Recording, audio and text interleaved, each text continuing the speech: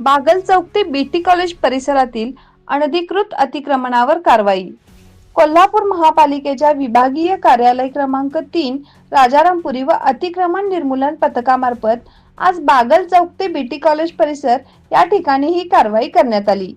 या कारवाई वेळी 3 शेड, 6 स्टँड बोर्ड, 4 लाकडी व लोखंडी टेबल, 6 लोखंडी पार्किंग जाळी, 32 शीट कव्हर, मॅट, नग व इतर साहित्य जप्त करण्यात आले। या कारवाई वेळी काही हातगाड्या मालकांनी स्वतःहून काढून घेतल्या।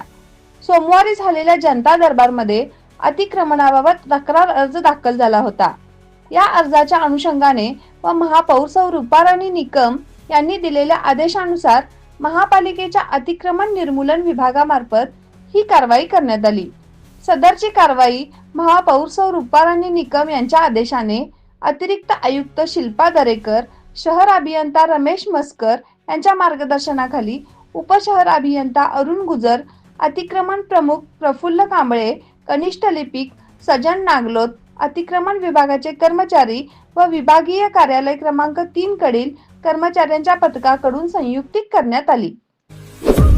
आपल्या परिसरातील महत्त्वाच्या बातम्या पाहण्यासाठी आमच्या नवसंकेत न्यूज चॅनलला YouTube वर सबस्क्राइब करा आणि बेल आयकॉन प्रेस करा।